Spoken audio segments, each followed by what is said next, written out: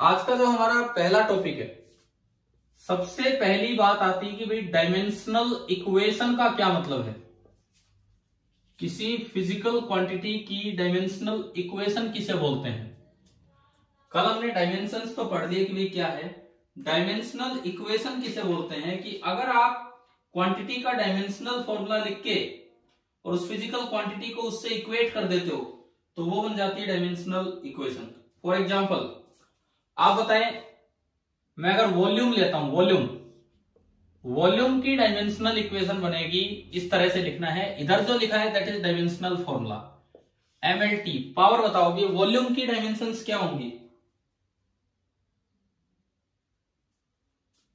हाँ, m0L3T0 ये आपकी होगी वॉल्यूम की डायमेंशंस।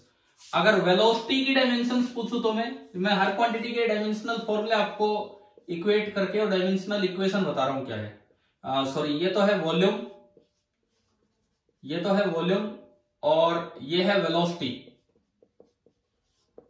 हाँ जी, वेलोसिटी के क्या होंगे, m0L1T-1 ये होगा। मान लो फोर्स, मैं एक दो आपसे पूछ रहा हूं बस, ज्यादा नहीं। फोर्स F बराबर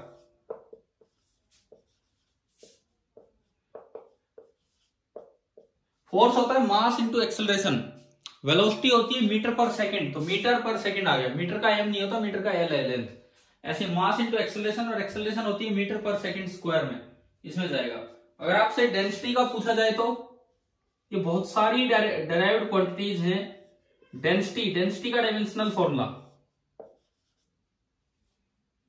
मास आगे T0, बस ठीक है। तो इस तरह से क्या होगा कि अभी चैप्टर की शुरुआत में आप सारे डायमेंशंस नहीं लिख पाएंगे। आपसे कोई पूछ ले यंग्स मॉडुलस, अब आपने आज तक पढ़ा ही नहीं यंग्स मॉडुलस, तो हम कैसे लिख दे। एक तरीका तो होता है इसको रट लो कि क्या ये बोला जा रहा है क्या नहीं। और एक होगा कि जैसे जैसे फिजिक्स आगे बढ़ेगी वो हमें अपने आप समझ में आते रहेंगे फॉर्मूले, जैसे coefficient of viscosity, Young's modulus. दो चार चीजें हैं जो मैं कहूंगा कि इस टेस्ट के लिए भी आपको मैं याद करवाऊंगा। भाई ये आगे आएगी क्वांटिटी तो बट हम यहाँ याद कर लेंगे। तो ये जो इस तरह से इक्वेशंस लिखी जाती हैं इसे बोलते हैं डायमेंशनल इक्वेशंस। और इसका एक अपेंडिक्स 9 लास्ट में दिया गया है बुक के एंड में। अगर आपके पास बुक नहीं है तो मैं उस अपेंडिक्स 9 की फोटो खींच के आपको दे दूंगा इस क्लास के बाद, या इसमें लिंक कर देंगे, ताकि आप डायमेंशनल फॉर्मूले जिस क्वांटिटी के देखना चाहें ज्यादातर उसमें आपको मिल जाएंगे। अच्छा, अब आप बात करेंगे इसकी एप्लीकेशंस की। ये जो हमने डायमेंशन लिखना सीखा है इसकी एप्लीकेशंस। मैं एक एप्लीकेशन तो कल भी करवा देता बट बस कल बीच में नेटवर्क चला गया। Dimensional analysis and it's applications. Dimensional analysis and it's applications, ये वाली चीज हम यहां स्टडी करके चलेंगे आगे। देखिए इसमें जो पहली एप्लीकेशन आज हम ले रहे हैं, बिल्कुल first application, that is known as checking the dimensional consistency of equations. Checking the dimensional consistency of equations, कि कोई इक्वेशन है वो डायमेंशनली सही है या नहीं, ये हम पता लगा लेंगे केवल और केवल डायमेंशंस देख के, यूनिट्स देख के, किसी भी क्वांटिटी के। और जो कॉन्सेप्ट हम इसमें यूज करते हैं उसे बोलते हैं प्रिंसिपल ऑफ होमोजेनिटी। ये जो कॉन्सेप्ट हम इसमें यूज करेंगे this is known as principle of homogeneity of dimensions. ये सिंपली क्या कहता है ये प्रिंसिपल, कि भाई लेंथ में लेंथ ही ऐड होती है, लेंथ में लेंथ ही सब्ट्रैक्ट होती है, और जो रिजल्ट आता है वो भी लेंथ ही होती है। मतलब only same physical quantities can be added together और सब्ट्रैक्टेड फ्रॉम वन अनदर और कैन बी इक्वेटेड। मतलब आप केवल उन्हीं मैग्नीट्यूड्स को ऐड या सब्ट्रैक्ट या कंपेयर कर सकते हो, magnitudes of physical quantities can be magnitudes of physical quantities can be added और सब्ट्रैक्टेड और इक्वेटेड, या इक्वेट करना भी तभी हो सकता है only if they have same dimensions, only if they have same dimensions. मैं आपसे एक सवाल पूछूं कि भाई आपकी लेंथ है मान लो 6 फुट, आपकी खुद की हाइट 6 फुट, 6 फीट बोल दिया मैंने उसे, खुद की हाइट है 6 फीट और आपका मास है 50 केजी। बताओ जी टोटल कितना हुआ, बताइए। हाँ ये ऐड ही नहीं होंगे कभी, 56 मत बोलिए ना, ऐसे न्यूमेरिकल वैल्यू ऐड नहीं होती है। तो प्रिंसिपल ऑफ होमोजेनिटी यही कहता है कि केवल उन्हीं क्वांटिटी को ऐड या सब्ट्रैक्ट या इक्वेट किया जा सकता है जिनके डायमेंशन सेम है। मल्टीप्लाई कर सकते हो आप, आपने 9th में पढ़ा वर्क होता है फोर्स मल्टीप्लाइड बाई डिस्प्लेसमेंट, तो फोर्स की अलग यूनिट है, डिस्प्लेसमेंट की अलग यूनिट है, तो मल्टीप्लाई डिवाइड आप कर सकते हो लेकिन ऐड सब्ट्रैक्ट नहीं कर सकते हो। और मल्टीप्लाई डिवाइड होने के बाद जो एक टर्म बनेगी वो एक अपने आप में फिजिकल क्वांटिटी होगी। तो इससे क्या पता लगता है, अब देखो सपोज कीजिए कोई इक्वेशन आपके पास आ जाए, मैं प्रिंसिपल ऑफ होमोजेनिटी लगा के दिखाना चाह रहा हूं भी किस तरह से चेक करना होगा हमें। मान लो एक इक्वेशन आ गई जो आपने 9th क्लास में पढ़ी है, S is equal to u t plus half a t square. बताइए ये इक्वेशन पढ़ी है कि नहीं 9th में? तो ये अब चेक करते हैं क्या ये डायमेंशनली सही है, कितनी टर्म्स है इसमें, कितनी टर्म्स है इस इक्वेशन में? 3, एक ये और एक ये 3 टर्म्स है इस इक्वेशन में। पहली बात, only those quantities can be added और equated which have same dimensions. पहले आप S के डायमेंशन बताओ, S क्या हुआ करता है इस फॉर्मूले में? डिस्प्लेसमेंट। डिस्प्लेसमेंट के डायमेंशन क्या होंगे? L1 T0। चलो अब मैं इस पे आता हूं, U इंटू 2, U होती है इनिशियल स्पीड, तो स्पीड के डायमेंशंस क्या होते हैं? m0 L1 T-1 और into t t raise to power 1, t की पावर -1 और 1 कैंसिल हो गए, तो ये भी क्या आया m0 L1 T0 सेम आ गया जो इसका था। चलो तीसरी क्वांटिटी पे चलते हैं, half a t square. Half का तो कुछ होगा नहीं, ए का क्या होता है बताओ? LT-2 और ये T2, तो T कट गया और ये लास्ट में फिर बचा m0 L1 T0। अब बताओ क्या ये इक्वेशन डायमेंशनली करेक्ट है या नहीं है?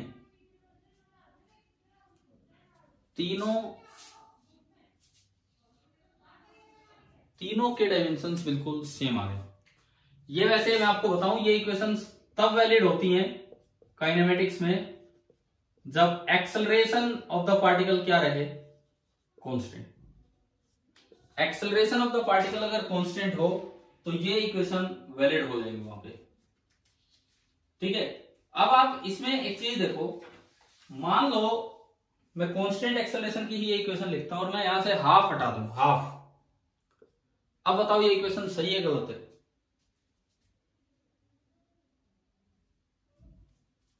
बताइए क्या इक्वेशन सही है या गलत है? अब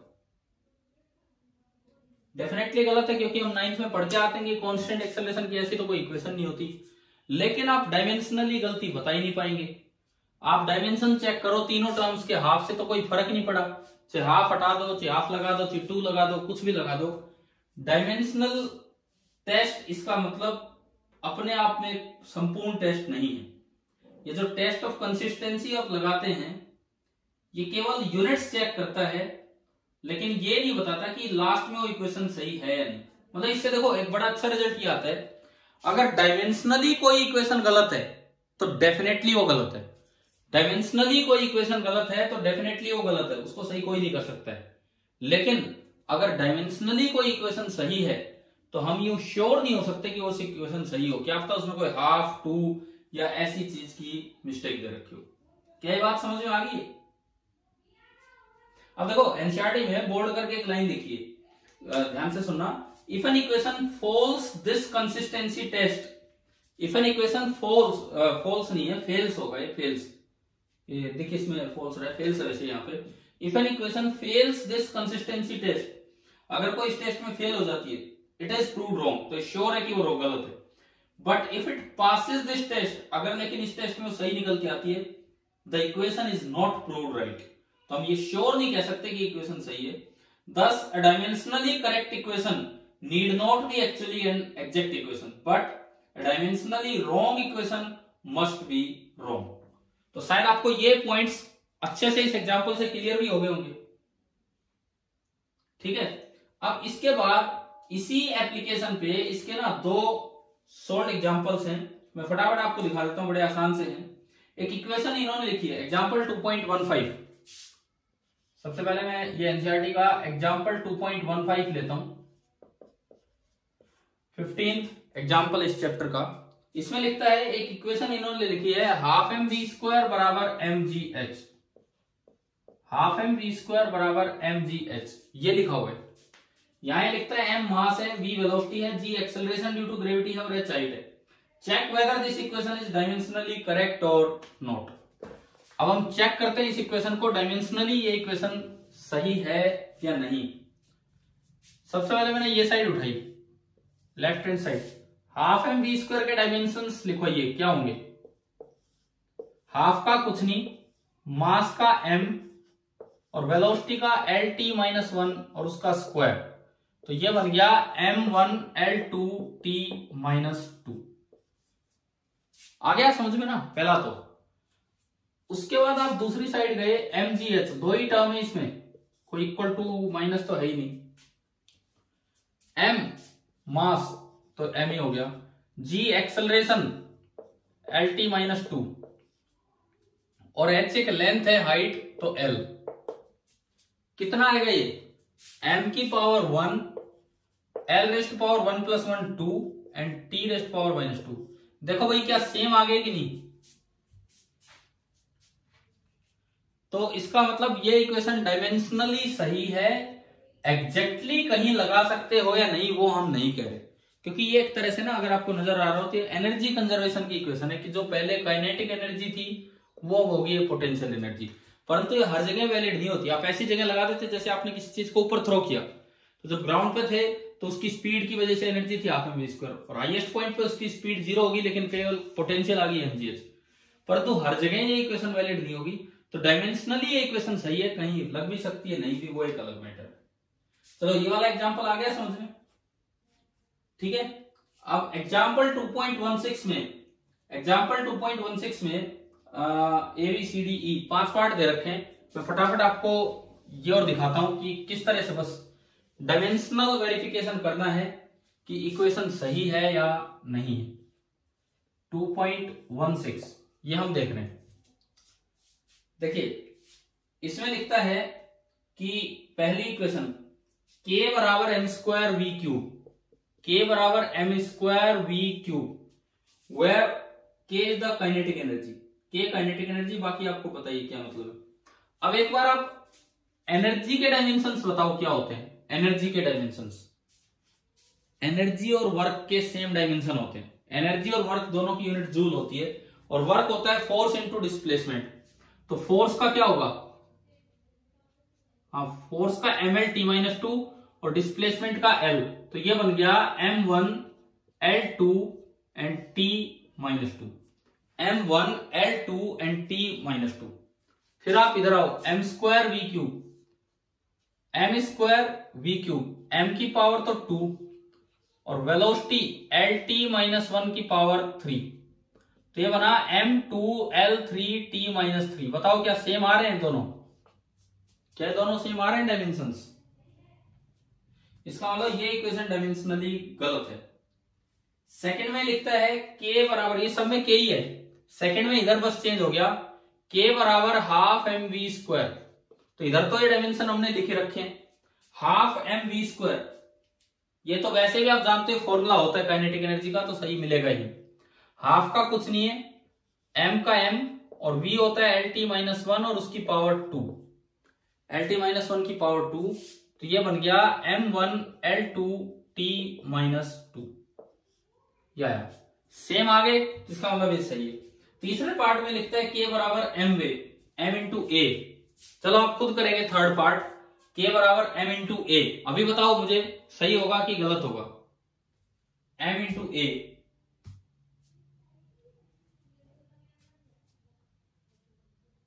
बोलिए।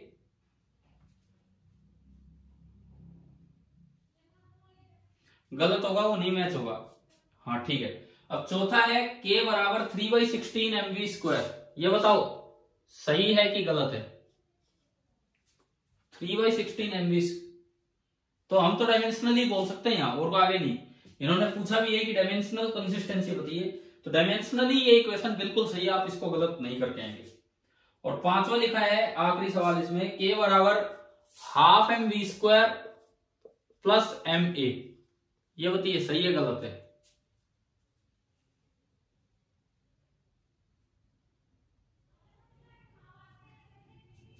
तीनों टर्म्स के सेम होने चाहिए। इसका ये है, इसका भी यही मिलेगा, लेकिन इसका अलग मिलेगा, तो ये दोनों तो ऐड हो ही नहीं सकते।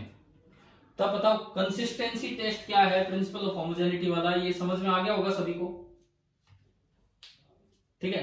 अब इसमें एक कंफ्यूजिंग इक्वेशन मैं आपको देता हूं, एक कंफ्यूजिंग इक्वेशन। आप ये बताओ 9th क्लास में काइनेमेटिक्स में कांस्टेंट एक्सेलरेशन की मैं इक्वेशन लिख रहा हूं, ये पढ़ रखी है सबने, S is equal to u t plus half AT square. ये भी पढ़ी होगी, V equal to u plus AT। तीसरी बताओ क्या इक्वेशन होती थी?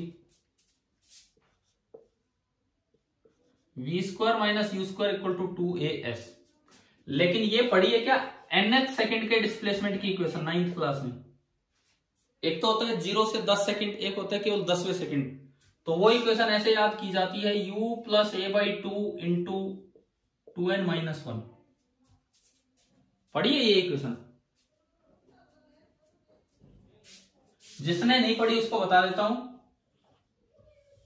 कि अगर ये x एक्सिस है, t बराबर 0 पे यहां से पार्टिकल चला है और t बराबर n सेकंड पे वो यहां पहुंच गया, n सेकंड पे, तो शुरू से लेके यहां तक कितना डिस्टेंस चला? इनिशियल स्पीड अगर u थी, यहां स्पीड u थी, तो ये तो पूरा डिस्प्लेसमेंट तो देखने की इक्वेशन ये है, तो आप लगा देते हैं un plus half an square. लेकिन nth सेकंड में कितना चला, मतलब n-1 से लेके t बराबर n-1 से लेके n सेकंड तक कितना चला, इसे बोलते हैं SNth, केवल ये। और इसकी इक्वेशन होती है u यहां का और SNth यहां का, u यहां का SNथ यहां का, एक्सेलरेशन आगे है a, तो इसकी इक्वेशन ये होती है u plus a/2 into 2n-1। भाई कुछ बच्चों को याद आ रहा है क्या? किसी ने कभी ये पढ़ा हो 9th क्लास में? कुछ को तो ध्यान आया होगा ये इक्वेशन। ठीक है, और नहीं पढ़ी होगी तो हम अब आगे काइनेमेटिक्स आएगा उसमें पढ़ाएंगे। अब आप ये बताओ, ये इक्वेशन डायमेंशनली सही है, हमने चेक की, अभी ये चेक करो फटाफट, बस आप करके बताते रहो डायमेंशनली सही है गलत है।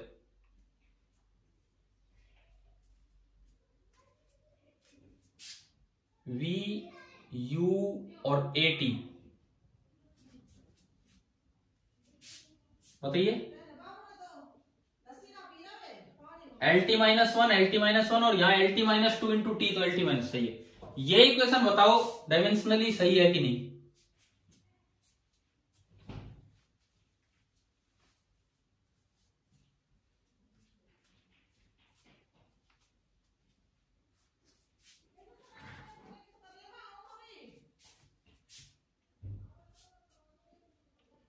इसका बताओ V स्क्वायर का डायमेंशन क्या होगा?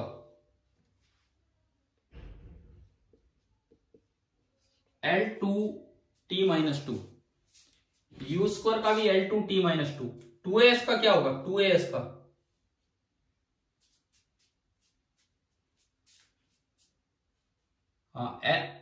L की ना T-1 नहीं, L एक्सेलरेशन क्या होता है? LT-2 इंटू डिस्प्लेसमेंट का L, तो ये भी बनेगा L स्क्वायर T-2। बताओ क्या तीनों टर्म्स के डायमेंशन सेम आ गए? समझ में आया यहां तक? तो ये इक्वेशन भी डायमेंशनली सही है। मतलब कोई इक्वेशन अगर एग्जैक्ट इक्वेशन है तो डायमेंशनली तो सही मिलेगी मिलेगी, लेकिन अगर कोई डायमेंशनली गलत है तो वो सही भी नहीं हो सकती। अब आप एक बार मुझे आखिरी इक्वेशन चेक करके बताओ, आखिरी इक्वेशन, लास्ट इक्वेशन।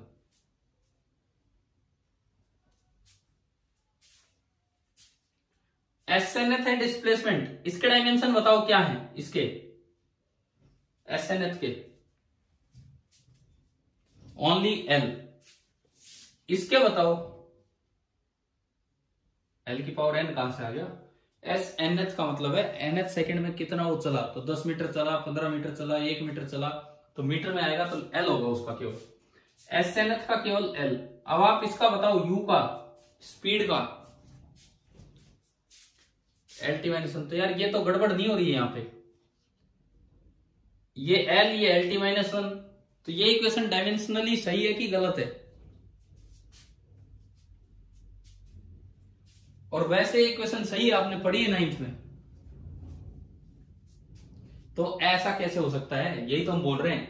जो इक्वेशन डायमेंशनली सही है उसके तो फिर भी चांस है सही होने के, जो डायमेंशनली ही गलत है वो तो सही हो ही नहीं सकती। अब बताओ यहाँ पे क्या लॉजिक होगा, जब ये इक्वेशन डायमेंशनली ही गलत है तो ये एग्जैक्ट इक्वेशन कैसे हो सकती है, अगर 9th में याद करके आए तो।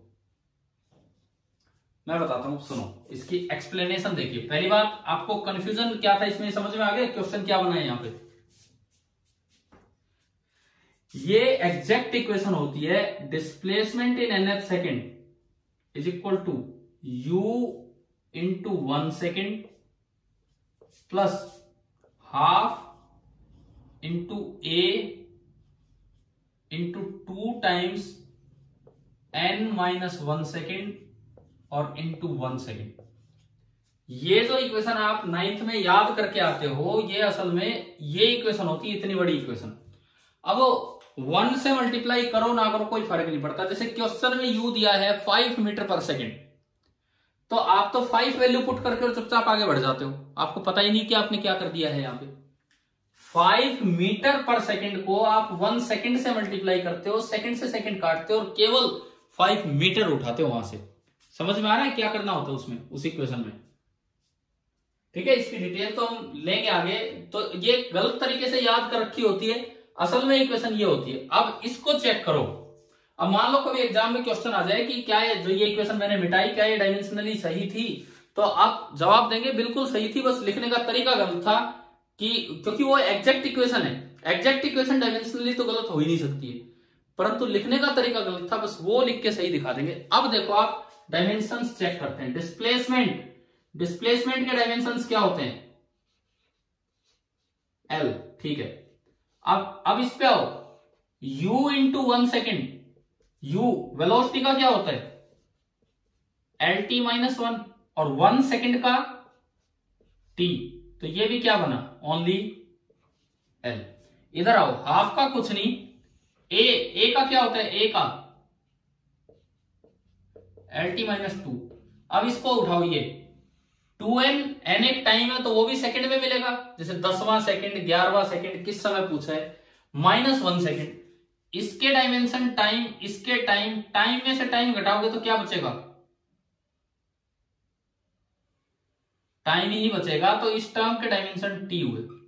लास्ट में एक इक्वेशन में 1 सेकंड और आता है तो उसके डायमेंशन भी t होता है, टी स्क्वायर से टी स्क्वायर घटा, तो ये भी ओनली क्या आ गया, l। अब बताओ क्या इक्वेशन डायमेंशनली सही है, ये दिख गया है कि नहीं, कैसे हमें नजर डालनी थी इस पे। तो ये ध्यान रखना, ये एक फंसाने वाला सवाल होता है, ये आ जाता है कई बार, क्योंकि यूं सोचते हैं कि बच्चे ने 9th में तो पढ़ रखा होता है, तो देख के आएगा सही और फिर कंफ्यूज हो जाएगा। कंफ्यूज नहीं, वो सही है वो इक्वेशन, जो एग्जैक्ट इक्वेशन है वो डायमेंशनली तो सही होंगी, लेकिन उसको आपको सही लिख के दिखा देना है और कुछ नहीं। तो चलो, आपको पहली एप्लीकेशन समझ में आ गई है क्या, checking the dimensional consistency of equations. ठीक है, अब हम चलते हैं सेकंड एप्लीकेशन पे, deducing relation among the physical quantities. अब हम इसको सीखते हैं। Second application, deducing relation among the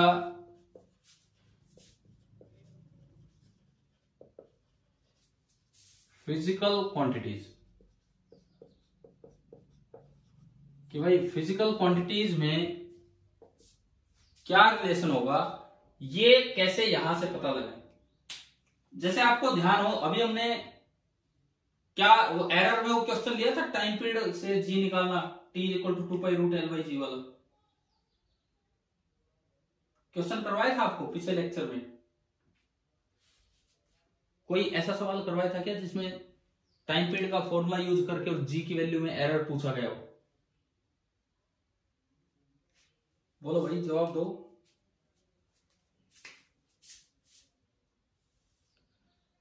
हाँ, तो अब देखो वो टाइम पीरियड का फॉर्मूला कैसे निकलता है, डायमेंशनली कैसे निकलता है, सुनिए। हमें यूं दिया गया कि जैसे ये एक पेंडुलम है जिसकी लेंथ है L, यहां जो मास अटैच किया जाता है उसको बोलते हैं बॉब, यहां जो मास अटैच किया उसको बोलते हैं बॉब। मान लीजिए इस बॉब का मास है m, पेंडुलम की लेंथ है L। असल में L लेंथ खाली रस्सी की नहीं होती है, रस्सी प्लस इसके सेंटर, ये रेडियस भी आएगा। और आपकी जो शीट में एक सवाल ऐसा डाला भी गया है जिसमें अगर आपने देखी हो सीट कि वहां पे L प्लस R, L इतना R इतना, तो L को मेजर किया, R को मेजर किया, तो उनके इफेक्टिव लेंथ में एरर पूछा है। मैं आपसे फिर कह रहा हूं, आज आप क्लास के बाद शीट जरूर देखेंगे, वो एक बार 12 पेज की जो शीट है। मैं डायमेंशन की शीट तभी दूंगा आपको जब आप ये एरर वाली पूरी कर चुके होंगे, ठीक है। और एक यहां पे एक्सेलरेशन ड्यू टू ग्रेविटी है g,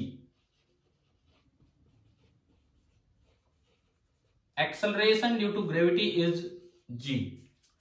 अब हमें इस पेंडुलम का टाइम पीरियड निकालना है, हमें कुछ नहीं करना, हम सिंपली इस पेंडुलम का टाइम पीरियड निकालना चाहते हैं कि वो L, G और M पे कैसे क्या करके डिपेंड करेगा, L पे, G पे, M पे किस तरह से डिपेंड करेगा। देखिए वो टाइम पीरियड मैंने इसको छोड़ा यहां तक लाके, और फिर ये दोबारा कितनी देर में वापस आएगा, वो है टाइम पीरियड।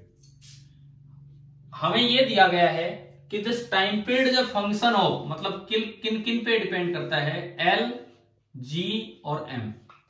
L बोला है length of the pendulum, G बोला है acceleration due to gravity, and M बोल दिया mass of the pendulum.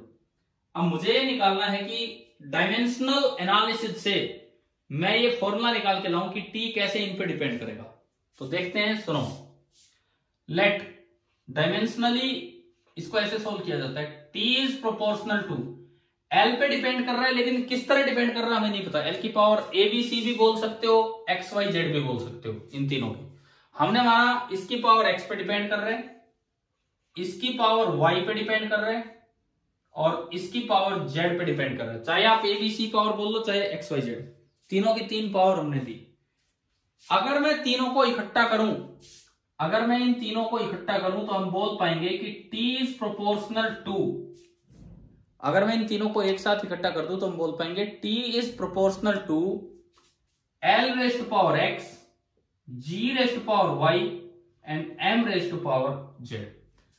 Proportionality sign को जब भी हटाते हैं तो इक्वल टू आता है और साथ में कांस्टेंट आता है ना, पता है ना, ये तो पता है ना, ये प्रोपोर्शनलिटी साइन जब भी हटाते हैं इक्वल टू आता है और साथ में कांस्टेंट आता है, L raise to power X, G raise to power Y, M raise to power Z। यहां हम ये मान के चलते हैं कि where K is a dimensionless constant, where K is a dimensionless constant. ये जो K है इसको हमने माना है कि ये एक डायमेंशनलेस कांस्टेंट है, इसकी कोई डायमेंशंस नहीं है। अब एक इक्वेशन हमारे पास बन गई T बराबर, एक इक्वेशन हमारे पास जो बनी है दैट इज T बराबर K into L raise to power X, G raise to power Y, M raise to power Z, या पावर ABC, जो आपकी आदत बने बनाओ। यूं बताओ मुझे इस इक्वेशन में कितनी टर्म्स हैं टोटल?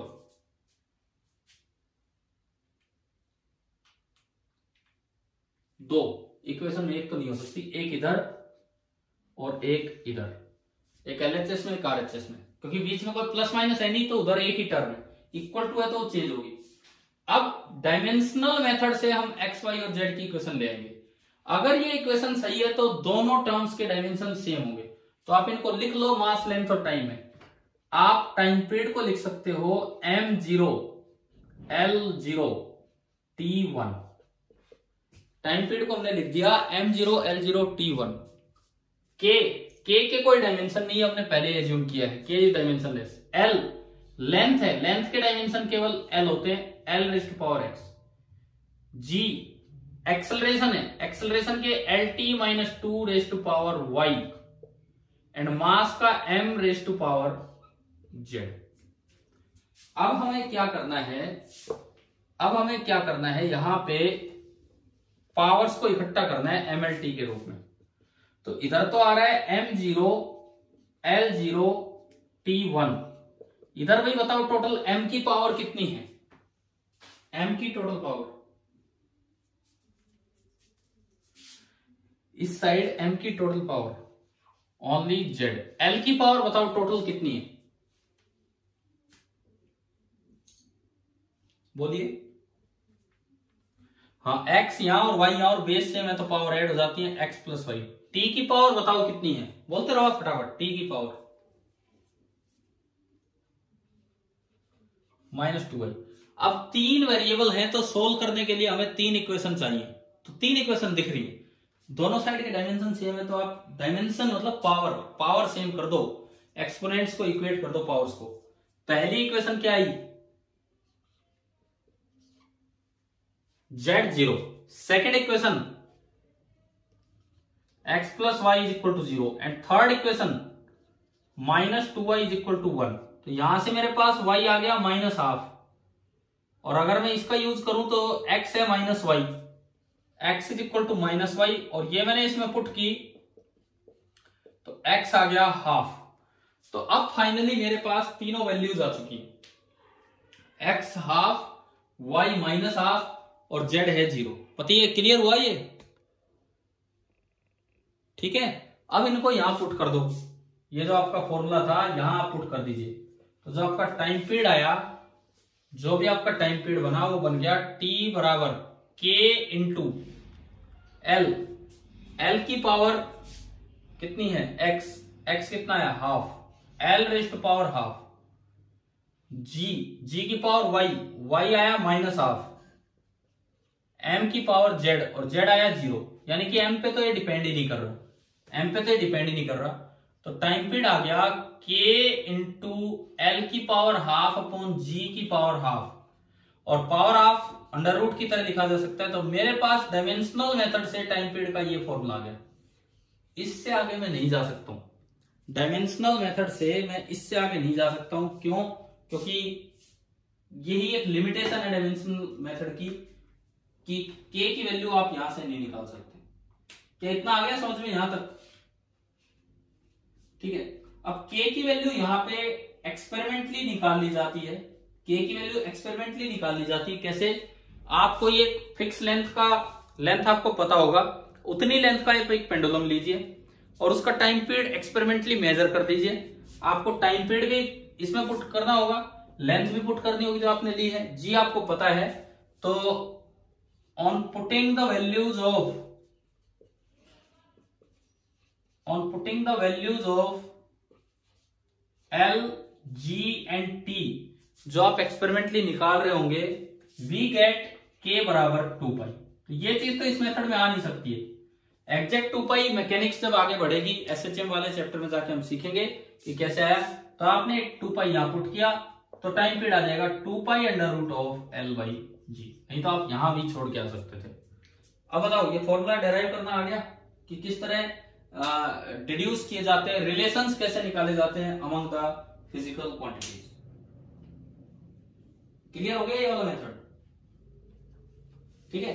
अब मैं इसी मेथड पे एक दो क्वेश्चंस लेता हूं, केवल इसी मेथड को एक बार ढंग से समझाने के लिए कि कोई और जो फिजिक्स में आगे फॉर्मूले आने होंगे कि भाई ये क्वांटिटी उस पर डिपेंड करेगी, उन्हीं सब चीजों पे। अब जैसे मान लो डिड्यूसिंग द रिलेशन में हमें ये दिया जाए, कोई हमें रिलेशन डिड्यूस करना है और उसमें मैं एक HCV से एक क्वेश्चन ले रहा हूं, फिलहाल 2 सवाल ले रहा हूं, HCV के एग्जांपल्स हैं। देखिए, सबसे पहला question,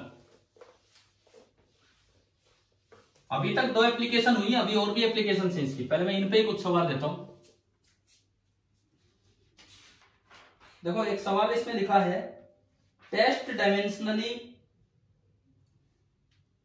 if the equation v square बराबर u square plus 2as is correct और नॉट। तो ये तो हमने देख लिया अभी थोड़ी देर पहले, ये करेक्ट है, ये क्वेश्चन तो आपका हो गया। अच्छा अगला सवाल देखो, the distance covered by a particle in time t, distance covered by a particle in time t is given by x बराबर a plus b t plus c t square plus d t cube. Question में दिया गया है कि किसी T time के साथ कितना डिस्टेंस पार्टिकल ने कवर किया, ये है। तो find the dimensions of a b c and d. आपको यह बताना है कि ए बी सी और डी की क्या डायमेंशंस होंगी, ये आपको बताना है। हाँ जी, प्रिंसिपल ऑफ होमोजेनिटी लगा के आप बताओ कि ये कैसे निकालें इसको, प्रिंसिपल ऑफ होमोजेनिटी से।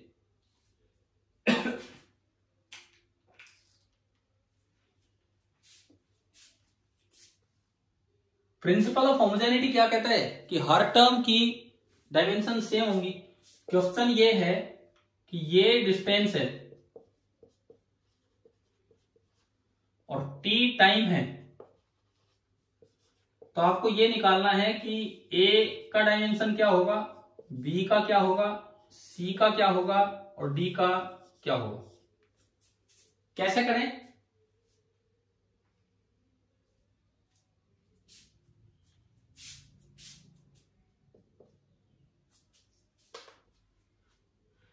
हाँ देखो ठीक है, उनको इधर भेज देंगे। सुनो, इस इक्वेशन में 1 2 3 4 5 टर्म्स हैं, तो पांचों के डायमेंशन सेम होने चाहिए।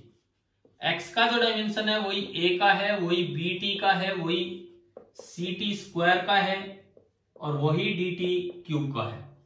हमने पांचों के डायमेंशन सेम कर दिए। x का, क्योंकि x डिस्प्लेसमेंट है तो उसके डायमेंशन डिस्टेंस है तो लेंथ है। a का हमें पता नहीं है, b का हमें पता नहीं, पर t का पता है तो उसको अलग कर दिया कैपिटल T। यहां मैं लिख सकता हूं c into capital T square और यहां मैं लिख सकता हूं d into capital T cube. अब मुझे a का चाहिए, डायरेक्ट इक्वेट हो रहा है, तो मोड a ना sorry dimensions of a only l आ गया। इसको और इसको देख के बताओ b का क्या होगा, इसको और इसको देख के b का क्या होगा। L0 नहीं, हाँ M0 L1 T minus 1 L upon T। C का बताइए, C का एंड D M0 है इन सभी में। तो प्रिंसिपल ऑफ होमोजेनिटी जो हमने पहली एप्लीकेशन सीखी उसका एक यूज इस तरह से भी क्वेश्चंस में हो जाता है। हम तो केवल चेक कर रहे थे सही है या नहीं। दूसरा यूज ये है कि अगर सही दी हुई है तो उसमें कैसे ये चीज अप्लाई करनी। आ गया समझ में? ठीक है, अगला सवाल देखो, आपको ये दिया गया है, नेक्स्ट क्वेश्चन है, इसको मैं हटा रहा हूं। अगले सवाल में आपको ये नहीं दे रखा कि वो फोर्स किस किस पे डिपेंड कर रहा है। वो सीधा कह रहा है कि भाई सेंट्रीपिटल फोर्स जो है, मान लो उसकी इक्वेशन दे दी m raise to power a, v raise to power b and radius raise to power c। ये इसकी इक्वेशन दी है। Then find the values of a, b and c. Find the values of a, b and c. जो दूसरी application हमने पढ़ी वो यही थी, बस उसमें एक एक्स्ट्रा k आ गया था। यहां उस k की जरूरत ही नहीं है, इन्होंने बताया नहीं हमें कुछ भी, तो मतलब k 1 है। तो उसी को आगे बढ़ाते हैं, abc की वैल्यू निकालनी। जिसको x y z बोला था उसको abc बोल दिया। फोर्स के डायमेंशंस क्या होंगे, फोर्स के mlt माइनस 2, मास का m raise to power a, velocity का lt minus 1 raise to power b and displacement radius, displacement metre है, सॉरी रेडियस है तो मीटर c। आप अगेन पावर इकट्ठी कर लो, m1 l1 t माइनस 2 बराबर m की पावर इधर तो a ही है, l की पावर b यहां और c वहां, b plus c and t की पावर माइनस b। क्या तीन इक्वेशन बन गई यहां से आपकी? क्या क्या बनी बताओ, तीन equations. 1 b plus c is 1 and minus b is minus 2। तो यहां से b की वैल्यू आ गई 2, A1 है ही और B2 इसमें रखा तो C आ गया -1। तो जो फोर्स है सेंट्रीपिटल फोर्स, उसका फॉर्मूला आया m⁴A, v⁴B एंड c⁴C। यानी कि ये फॉर्मूला आया mv²/r। क्या 9th में पढ़ा हुआ है ये फॉर्मूला हमने सेंट्रीपिटल फोर्स का? चलो ठीक है, सबको नहीं भी ध्यान होगा, हो सकता है सबने ना भी पढ़ा हो, लेकिन ये एक फॉर्मूला होता है जो +1 में दोबारा आएगा। तो ये मैंने आपको उन्हीं चीजों की एप्लीकेशंस फिर से बताई हैं कि क्या होती है क्या नहीं होती। क्लियर हो गया नहीं पूरा? ठीक है। अब एक चीज सुनो, एक बड़ा इंपॉर्टेंट रूल है जिसको स्टोक्स लॉ बोलते हैं, जो आगे आना है फ्लूइड मैकेनिक्स में, बट क्योंकि वहां भी हम इसे डायमेंशनली ही डेराइव कर रहे होंगे, तो डायमेंशनल वाला काम तो हम यहां भी कर सकते हैं। तो एक बार मैं वो और सिखा देता हूं कि वो जो स्टोक्स लॉ है, स्टोक्स लॉ जो है तो आगे का एक formula, Stokes law is derivation of viscous force. ये मैं अभी आपको बताता हूं। डेरिवेशन ऑफ विस्कस फोर्स, ये देखते हैं क्या होता है। एक जो कोई गाढ़ा लिक्विड है, गाढ़ा लिक्विड है, पतले लिक्विड में तो क्या होता है केवल बॉइंट फोर्स लगता है। गाढ़ा लिक्विड होगा तो जैसे ही पार्टिकल चलेगा उससे अपोजिट डायरेक्शन में कुछ विस्कस फोर्स और लगता है। इसके अंदर ये कोई स्फेरिकल बॉल है सपोज कीजिए, और ये बॉल नीचे जा रही है विद सम स्पीड v, और इसका रेडियस है r,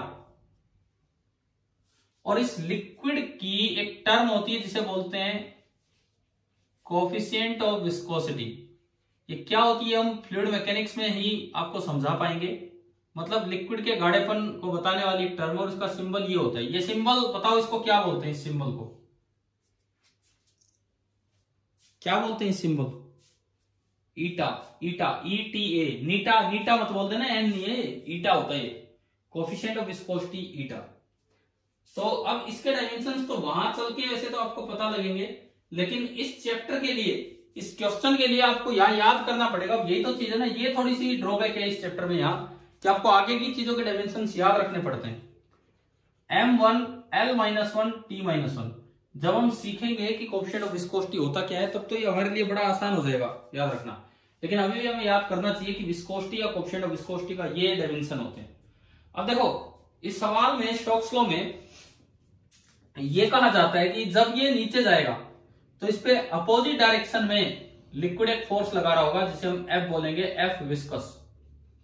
एक बॉइंट फोर्स अलग है, वो आपने 9th में पढ़ा होता है, आर्किमिडीज प्रिंसिपल से बॉइंट फोर्स निकल के आता है, वो एक अलग चीज है, वो नहीं। यहां हम बात कर रहे हैं विस्कस फोर्स की, हम बॉइंट फोर्स की बात नहीं कर रहे, हम विस्कस फोर्स की बात कर रहे हैं। तो विस्कस फोर्स ऊपर की तरफ लग रहा है। अब ये जो फोर्स होता है विस्कस फोर्स, ये 3 बातों पे डिपेंड कर रहा होता है। ये जो विस्कस फोर्स है, this is proportional to different powers of 3 quantities. वो पावर ही हमें निकालनी होगी। कौन कौन सी क्वांटिटी है? एक तो विस्कोसिटी, एक ये रेडियस और एक ये स्पीड, तीन ही चीजें यहां दिखा रखी। तो F is proportional to viscosity, F is proportional to viscosity raised to power A, speed raised to power B and radius raised to power C। तो हमें ये देखना है कि ये किस तरह से आएगा। और मैं आपको ये पहले ही बता देता हूं, जब आप इस चैप्टर में तो हम वहां तक पहुंच नहीं सकते हैं। यहां इस रिलेशन में जो कांस्टेंट आता है उसकी वैल्यू होती है 6 पाई। आपको याद हो या ना हो उससे फर्क नहीं पड़ता, आप के में भी आंसर छोड़ के आ सकते हैं। एक बार एक फॉर्मूला डेराइव करो, आप ये फॉर्मूला डेराइव कीजिए कि कैसे, ये क्या फॉर्मूला आएगा स्टोक्स लॉ का। जिस तरह से भी आएगा आप ये फॉर्मूला डेराइव कीजिए, स्टोक्स लॉ वाला फॉर्मूला।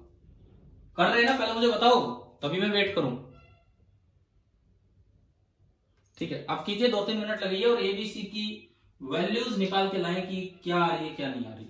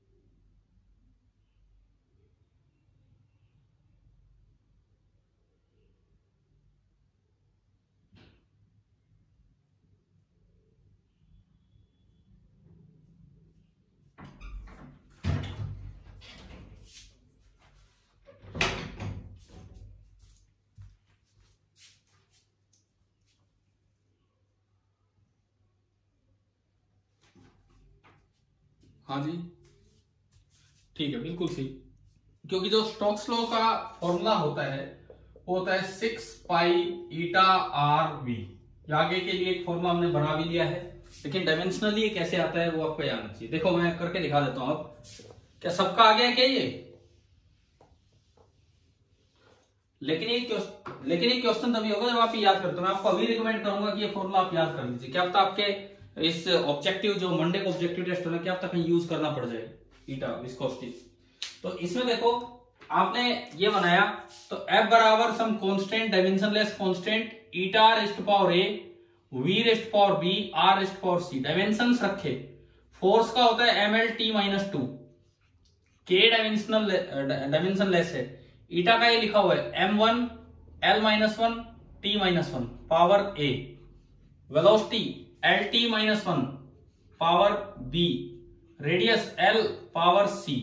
सबको इकट्ठा किया, m की पावर a की है a, l की पावर माइनस a, पावर की पावर मल्टीप्लाई होगी और बेस सेम हो तो पावर ऐड होगी, तो माइनस a प्लस b और t ना उसमें सॉरी प्लस c, हाँ ठीक है, और t minus a minus b, और इधर चल रहा है m1 l1 t-2। आपने कंपेयर किया, a तो सीधा ही दिख गया, a कितना है 1, minus a plus b plus c that is again 1, and minus a minus b is -2। तो यहां से आपका बना a प्लस b इज 2, और क्योंकि a 1 है ये आपने इसमें पुट किया तो b की वैल्यू भी 1 आ गई। अब a भी 1 b भी 1, तो 1 से 1 कट गया, और यहां से देखा तो c भी 1 आ गया, तो तीनों वैल्यूज 1 आई। तो फॉर्मूला आएगा F बराबर k ईटा आर बी, और k हमें अलग से याद रख लेना होता है कि k की वैल्यू होती है 6 पाई। तो आप बताओ क्या ये वाली एप्लीकेशन समझ में आ गई है कि नहीं, ये जो सेकंड एप्लीकेशन मैंने बताई, ठीक है। अब देखो डिफरेंशिएशन और इंटीग्रेशन में भी इनका यूज करवाया जा सकता है डायमेंशनली।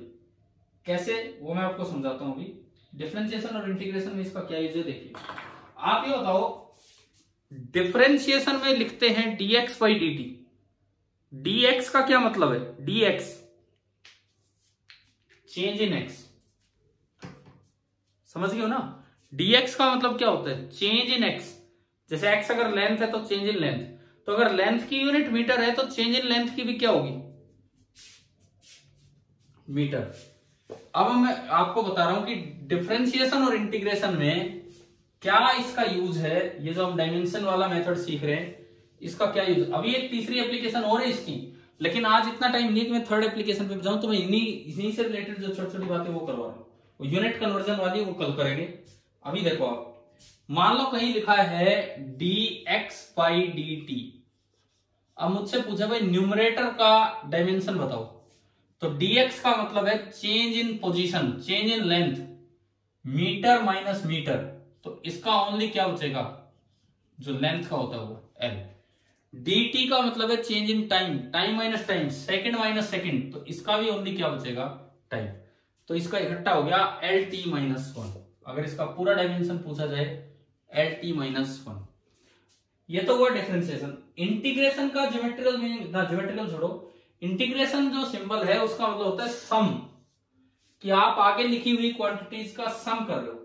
जैसे सपोज कीजिए यहां लिखा हो पावर और यहां लिखा हो dx, यहां लिखा हो पावर और यहां लिखा हो dx, या dt मान लो, dt कुछ भी हो। मुझसे पूछा जाए कि इस पूरी क्वांटिटी का आप ये बताओ कि डायमेंशंस क्या होगा। P फॉर पावर, पावर होती है एनर्जी अपॉन टाइम, पावर होती है एनर्जी अपॉन टाइम। देखो अगर आप इसका सम कर रहे हो तो pdt pdt pdt, आप बार बार pdt का सम कर रहे हो, तो क्या सम करने से डायमेंशन चेंज होते हैं? क्या सम करने से डायमेंशन चेंज हो जाते हैं? नहीं होते। तो यानी कि इस इंटीग्रेशन का जो डायमेंशन होगा वो वही होगा जो खाली pdt का होगा, खाली pdt का। और d का मतलब चेंज। क्या चेंज लिखने से डायमेंशन चेंज हो जाएंगे, या वही रहेगा जो टाइम का है? तो ये हो गया p इंटू टी। अब p के डायमेंशन होते हैं energy upon time, energy upon time और इनटू टाइम। टाइम से टाइम कट गया, यानी कि ये वही आ गया जो एनर्जी के डायमेंशन है। और एनर्जी का होता है ml2 t-2, mlt माइनस 2 तो फोर्स का, और उसको एक लेंथ से हमने मल्टीप्लाई कर दिया, तो दैट इज ml2t माइनस 2। ये आपका इसके डायमेंशंस होते हैं। क्लियर? तो ये देखना आ गया किस तरह से डायमेंशंस लिखे जाते हैं। ठीक है, अब एक क्वेश्चन में लेता हूं जिसमें आपको डायमेंशनली, मैं आपको यार शीट आज दे दूं, डायमेंशन वाली शीट, उसमें थ्योरी भी है, वही 12-13 पेज की है, उसमें थ्योरी भी है। तो इसमें अभी आज की क्लास में सारी बातें नहीं हुई, बहुत सी बातें उसमें हैं जो आपको करेंगे, लेकिन मैं फिर से कहता हूं, पहले मैं आपको शाम को दूंगा डायमेंशन की शीट, पहले आप शाम तक एरर वाली शीट कंप्लीट कीजिए। मैं सोल्व करके आपको उस शीट के फोटोज भेज रहा हूं, पिक्स पूरा, जहां कुछ भी बात पे ध्यान देना है वो पूरा होगा। फिर मैं आपको आज शाम तक, लेट तक मैं आपको डायमेंशन की शीट भी दे दूंगा, ताकि कल तक आप कुछ थ्योरी उससे भी पढ़ ले। ठीक है? ठीक है, अब सुनो, तो ये जो डायमेंशंस वाली शीट होंगी उनमें आपको पता लगेगा, जैसे कहीं भी अगर ये हो साइन थीटा की जो वैल्यू है, वो एक वैल्यू होती है, उसके कोई डायमेंशंस नहीं होते। जैसे साइन 30 डिग्री कितना होता है? 1/2। इसका ये मतलब हुआ कि sine theta is dimensionless, sine theta is dimensionless. लेकिन मैं अगर पूछूं थीटा, थीटा डायमेंशनलेस है कि नहीं?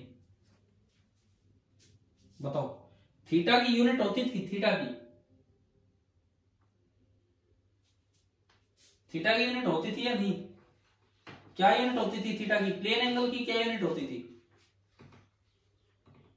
रेडियन। ठीक है, थीटा का फॉर्मूला क्या था आप ये बताओ? इसकी यूनिट तो थी रेडियन, इसका फॉर्मूला क्या था? L/R। तो क्या इसके डायमेंशन है कि नहीं है? बताओ। L का डायमेंशन भी लेंथ, R का डायमेंशन भी लेंथ, तो length upon length dimensionless quantity है। लेकिन क्या इसकी यूनिट है? जो आपने अभी बताई शुरू में, बिल्कुल है। तो यहां से एक बड़ा अच्छा रिजल्ट आपको मिल रहा है, क्या? कि theta A dimensionless quantity, theta is a dimensionless quantity having a unit. मतलब कभी आपसे पूछ लिया जाए कि क्या ऐसा हो सकता है कि जिस क्वांटिटी की डायमेंशन ना हो उसकी यूनिट हो, तो इसका मैंने आपको एग्जांपल दे दिया है, थीटा L/R से वो डायमेंशनलेस बन गया, यानी कि डायमेंशनलेस क्वांटिटी में हैव ए यूनिट। ये बात आप ध्यान रखना। ठीक है, अब ऐसे ही मैं अगर दूसरी बात पूछूं, कोई यूनिटलेस क्वांटिटी है, क्या उसके डायमेंशन हो सकते हैं क्या? बताओ, एक यूनिटलेस क्वांटिटी है, क्या उसके डायमेंशन हो सकते हैं या नहीं?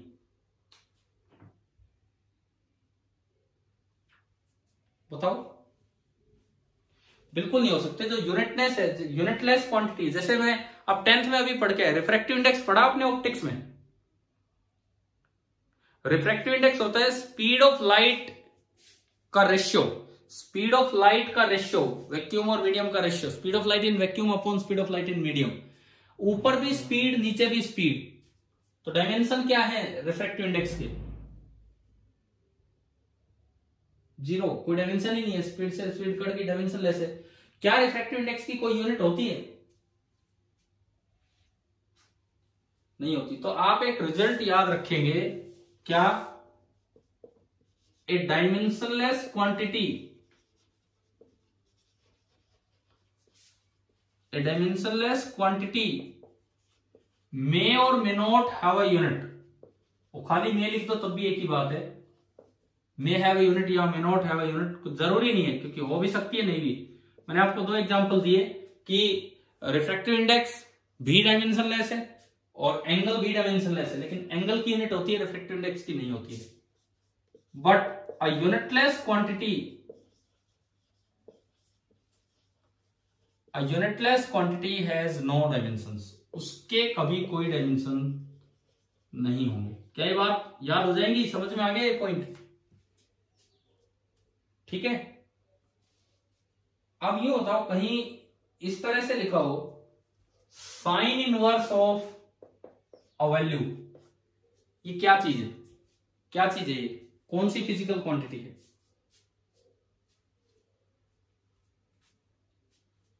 This is angle, this is angle. जैसे साइन थीटा आपका कुछ भी एक्स आ गया, साइन थीटा आपका कुछ भी ऐसी वैल्यू आ गई जब हमें नहीं पता क्या है, तो हम थीटा को क्या लिख देते हैं, साइन इनवर्स एक्स। मैं खाली साइन लिख के चल रहा हूं, परंतु कोस टेन सब में यही बात है, हम लिख देते हैं साइन। यानी कि साइन इनवर्स एक्स अगर कहीं होगा, ये एंगल होगा, एंगल डायमेंशनलेस है, एंगल डायमेंशनलेस है। इसका मतलब साइन इनवर्स पूरा भी डायमेंशनलेस होता है, और इसके अंदर जो लिखा होगा वो तो एक वैल्यू होगी। ध्यान से सुनो ये, क्योंकि इसके अंदर जो लिखा है वो एक्स है, वो तो साइन थीटा की वैल्यू, और साइन थीटा की वैल्यू हाफ, तो साइन थीटा तो अपने आप में डायमेंशनलेस है। इसका मतलब ये हुआ कि अगर कहीं इस तरह की चीज आती है कि sine inverse of x, sine inverse of x, अंदर लिखी हुई चीज तो एक वैल्यू है, केवल एक वैल्यू, इसलिए वो डायमेंशनलेस है। अंदर लिखी हुई चीज केवल एक वैल्यू है इसलिए, और पूरा ये देखें तो एक एंगल है, पूरा साइन इनवर्स एक एंगल है, इसलिए ये डायमेंशनलेस है। क्लियर होगी ये चीज? क्लियर है कि नहीं बताओ ये वाला पॉइंट?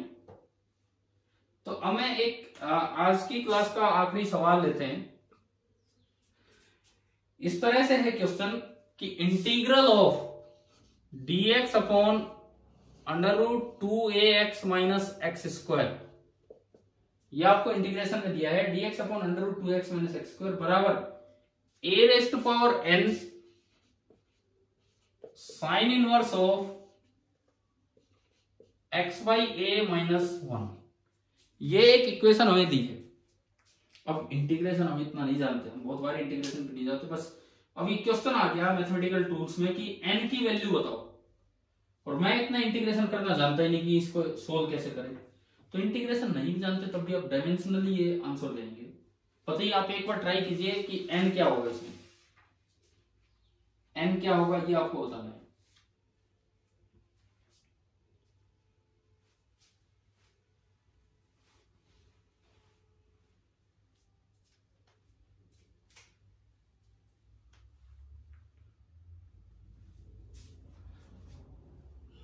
देखो मान लो x पोजीशन है, सपोज x पोजीशन है, x अगर पोजीशन है तो x की यूनिट क्या होगी, मीटर। ठीक है, देखो अब मैं समझा रहा हूं, आप देखिए इतना ही समय है। x की यूनिट होगी मीटर। x अगर मीटर है, साइन इनवर्स के अंदर लिखी कोई भी चीज डायमेंशनलेस होती, वैल्यू होती, इसका मतलब ये पूरा डायमेंशनलेस होगा। ये तो अपने आप में 1 है, तो x/a भी डायमेंशनलेस है। अगर x मीटर है तो ये बताओ क्या मिलेगा, मीटर। यानी कि मैंने शुरुआत यहां से की, let dimension of x be l। हमने माना कि x के डायमेंशंस जो हैं वो l है, हमने शुरुआत इधर से की कि x के डायमेंशंस को l मान लिया। तो इसका मतलब इसको देख के, क्योंकि ये पूरा डायमेंशनलेस है, इसको देख के ये पता लग गया डायमेंशनलेस होने की वजह से कि a की डायमेंशन भी लेंथ ही होगी। क्लियर हुआ यहां तक? अच्छा आप ये बताओ, साइन इनवर्स पूरा एक एंगल होता है, साइन इनवर्स पूरा एक एंगल होता है, एंगल के कुछ डायमेंशन होते हैं कि नहीं होते हैं? नहीं होते। तो आप राइट हैंड साइड के डायमेंशंस बता दो क्या है, पूरे राइट हैंड साइड के डायमेंशंस। a⁻n, n कोई भी नंबर हो सकता है, 0 1 2 3। हाँ, ये डायमेंशनलेस हो गया, तो इधर से इसकी डायमेंशन आ गई l⁻n। बताइए ये समझ में आया? अब आ जाओ इस साइड, अब आ जाओ इस साइड, इसके डायमेंशंस मुझे निकालने हैं। मैंने आज ही बताया था इंटीग्रेशन का मतलब होता है सम। तो अगर अलग चीजों के सम भी करोगे, तो 3 चीजों का आपने सम किया तो भी जो एक की डायमेंशन है वही चलेगी, क्योंकि सेम क्वांटिटी ऐड होती। तो इसका डायमेंशन वही होगा जो इसका होगा। अंडरस्टैंड? ठीक है, तो मैंने ये इंटीग्रेशन हटाया। समझ रहे हो ना क्यों हटाया इंटीग्रेशन? तो समझ में आया इंटीग्रेशन क्यों हटाया? डायमेंशन वाइज तो जो अंदर लिखी हुई क्वांटिटी है वही पूरा इंटीग्रेशन होने के बाद डायमेंशन आने, क्योंकि मीटर में मीटर ही जुड़ता रहेगा। अच्छा अब ये देखो, dx चेंज इन x के डायमेंशन क्या होंगे? अगर x लेंथ है तो चेंज इन x के क्या होंगे? l। तो dx की जगह मैंने लिख दिया l अपॉन, यहां बताओ 2 × a × x। a के डायमेंशन क्या है अभी निकला था? l, और x का भी l, 2 का होता नहीं, तो l × l का डायमेंशन l²। और यहां भी एक्स स्क्वायर की जगह L square. L square minus L square का डायमेंशन क्या होगा? L square. ये कैसे हो गया डायमेंशन लेस? 1 मिनट में गलती कर जाते हो। मीटर स्क्वायर में से मीटर स्क्वायर लुटाऊंगा तो क्या डायमेंशन लेस क्वांटिटी मिलेगी मुझे? तो एल स्क्वायर ही तो होगा, इसका भी एल स्क्वायर होगा। एल स्क्वायर का under root l, l by l कितना हुआ? एल बाई एल कितना हुआ? डायमेंशन लेस मतलब एल की पावर 0, और उधर क्या बना? एल की पावर n। तो बताओ n की वैल्यू कितनी आ गई? 0। मतलब एक तो मैं इतना बड़ा इंटीग्रेशन सोल्व करके वैल्यू लाता, एक डायमेंशनली भी ये वैल्यू। तो कई बार क्या होता है 11-12 लेवल पे भी फिजिक्स में कुछ ऐसे सवाल दे देंगे जो हम सोचते हैं कि यार ये तो बड़ा डिफिकल्ट है, ये तो थ्योरी ऑफ रिलेटिविटी से दे दिया, ये तो क्वांटम से दे दिया, लेकिन वो इसलिए देता है कि अगर बच्चा डायमेंशनली भी देख के उसे कर जाए तो वो हो जाएगा। तो आज बताओ, आज मैंने आपको 2 एप्लीकेशन सिखाई, क्या वो दोनों समझ में आ गई? और उन्हीं पे क्वेश्चन हम करते रहे। कौन कौन सी 2 एप्लीकेशन? पहली क्या? प्रिंसिपल ऑफ होमोजेनिटी, एंड दूसरी डिड्यूसिंग द रिलेशन। अगला काम कल करेंगे, लेकिन अभी आप शाम तक जब जितना भी टाइम अपनी शीट सोल्व कीजिए एरर वाली, ठीक है?